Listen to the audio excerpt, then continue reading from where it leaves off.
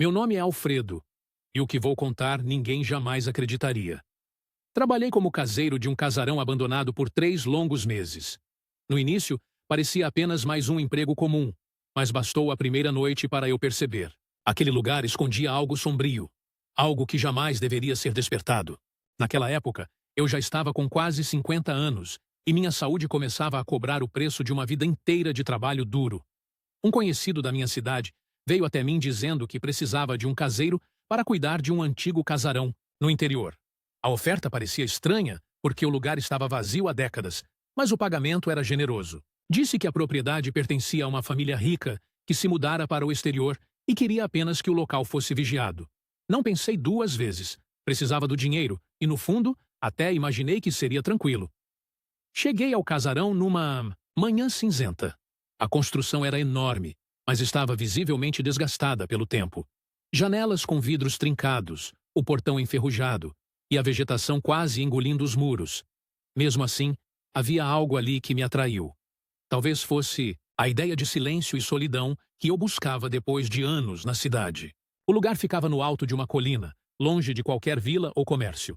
Um silêncio espesso tomava conta do ambiente, e eu mal ouvia o canto dos pássaros. Recebi uma chave velha, algumas instruções básicas, e me instalei num quarto dos fundos, que parecia o único em condições mínimas de uso. Passei o primeiro dia limpando o que consegui e explorando os cômodos.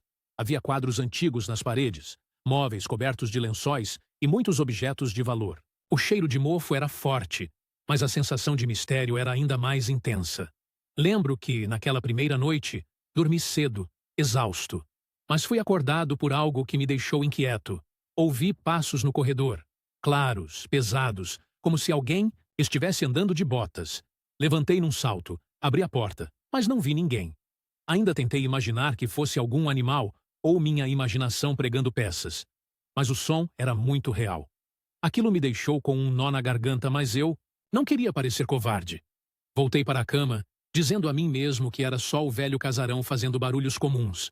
Nos dias seguintes, tentei manter uma rotina. Acordava cedo, varria o quintal, cuidava das poucas plantas que restavam vivas e explorava os quartos. Mas quanto mais eu explorava, mais estranhezas encontrava. Uma vez, entrei numa sala com uma estante enorme. Quando tirei um livro para ver a capa, a porta da sala bateu sozinha com força. Corri até ela, mas estava trancada por dentro. Fiquei preso ali por quase 1 hora, até que, do nada, ela se abriu. Outro dia, enquanto limpava o porão, encontrei uma boneca de porcelana muito antiga, com olhos azuis que pareciam me seguir. Coloquei-a de lado e continuei meu trabalho, mas à noite ouvi risadinhas ecoando pelo corredor. Achei que fosse algum som vindo de fora, mas era dentro da casa. Quando fui até o corredor, a boneca estava parada em frente à porta do meu quarto. Eu tinha deixado ela no porão, juro por tudo. Comecei a dormir com uma faca debaixo do travesseiro, mesmo achando que isso não me protegeria do que quer que fosse aquilo. Cada madrugada era uma surpresa. Móveis arranhando o chão sozinhos, sussurros no banheiro, sombras que passavam pelas portas. Anotei tudo em um caderno velho que encontrei numa das gavetas, como forma de manter a sanidade. Tentei ligar para meu conhecido, mas o telefone fixo estava mudo. E ali, o sinal de celular não pegava. Houve uma noite especialmente ruim. Acordei com o som de choros vindo do andar de cima. Subi, devagar, com uma lanterna em mãos, e encontrei uma porta entreaberta. Dentro, uma cadeira de balanço se movia, sozinha. Em cima dela, um cobertor velho. Quando me aproximei, o choro cessou, e senti um frio intenso me invadir, como se algo tivesse passado por dentro de mim. Saí dali correndo e passei o resto da noite trancado no quarto, rezando. Depois de semanas naquele inferno silencioso, comecei a perceber que a casa parecia reagir a mim. Se eu tentava sair dos cômodos mais antigos, algo me atraía de volta. Um dia, ao mexer numa cômoda antiga do sótão, encontrei um fundo falso. Ali havia um diário, muito antigo, coberto de pó e com páginas amareladas. O nome na capa era Lúcia F. As anotações começavam alegres, como os de uma menina qualquer. Mas logo os textos ficavam pesados. Ela falava de gritos à noite, de uma senhora de preto que aparecia em seu quarto e de uma sensação constante de estar sendo observada. Descrevia sonhos em que era arrastada pelos corredores por mãos invisíveis. E, no final do diário, uma frase se repetia por várias páginas. Ela está presa aqui. Ela quer que eu fique também. Aquilo me arrepiou até os ossos. Era como se eu estivesse lendo sobre mim mesmo, como se o passado estivesse se repetindo. Depois de ler o diário, tudo ficou pior. As manifestações aumentaram. Comecei a ver vultos com mais frequência, portas batiam com fúria, e objetos desapareciam e reapareciam em lugares absurdos. Uma manhã, vi meu nome escrito no espelho do banheiro embaçado, como se alguém tivesse desenhado com o dedo. O medo tomou conta. Eu não comia mais direito, mal dormia. Estava definhando naquele casarão. Mesmo assim, algo dentro de mim queria entender o que havia acontecido ali. Aquela menina, Lúcia, parecia ter vivido os mesmos horrores que eu estava vivendo. Precisava saber mais. Decidi procurar registros na cidade mais próxima. Peguei minha mochila e caminhei por quase 2 horas, até alcançar a civilização. Na biblioteca, pedi ajuda a uma moça que pesquisava arquivos antigos. O que descobri me tirou o chão. A funcionária da biblioteca puxou registros da década de 1950. Foi ali que tudo começou a fazer sentido. Lúcia Figueiredo era filha dos antigos donos do casarão.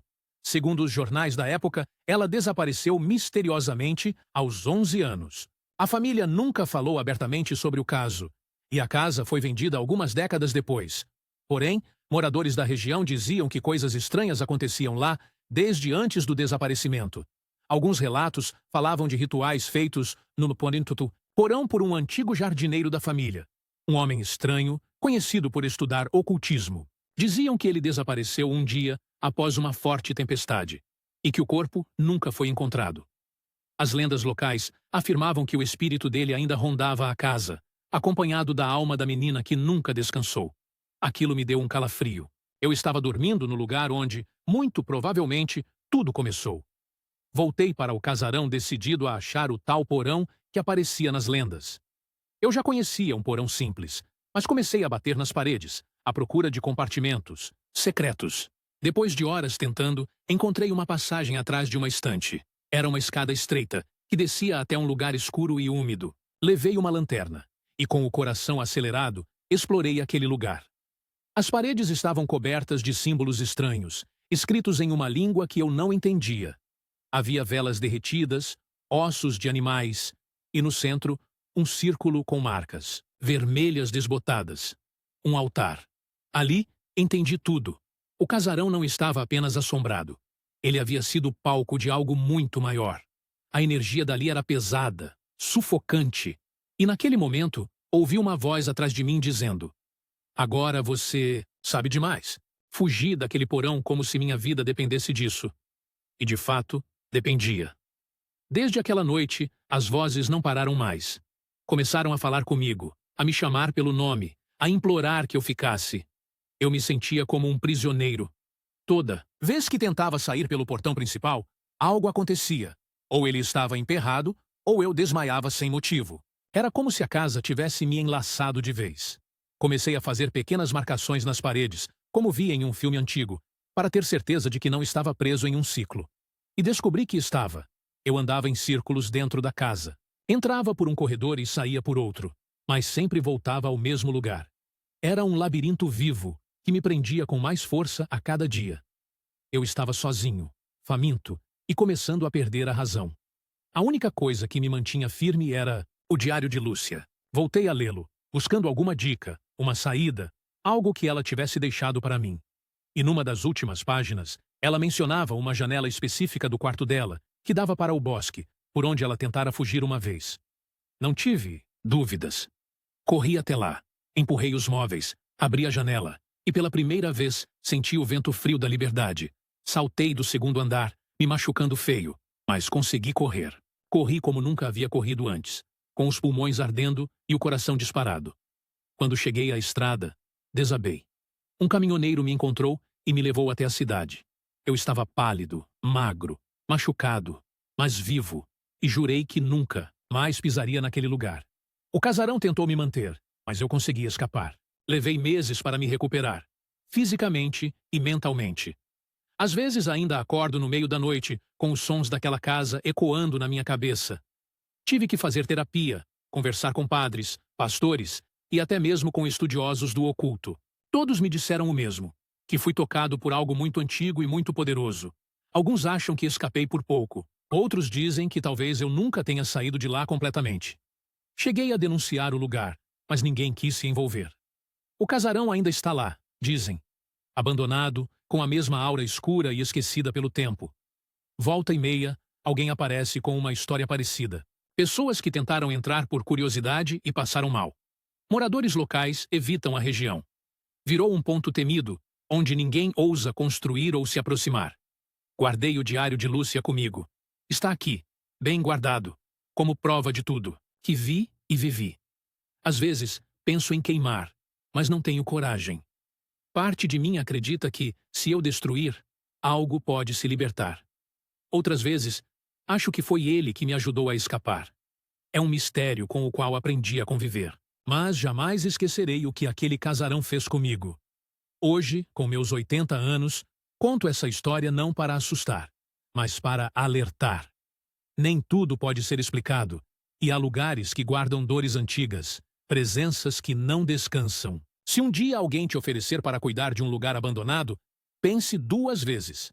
Às vezes, o que está vazio por fora está cheio por dentro, de algo que você não quer conhecer. Muita gente me chama de louco, outros de corajoso. Eu só sei que vivi algo real. Não me importa se acreditam ou não. Quem esteve lá fui eu, e cada segundo naquele casarão ficou gravado em mim como uma tatuagem invisível. Tenho medo de morrer e voltar para aquele lugar, como se a casa ainda me esperasse.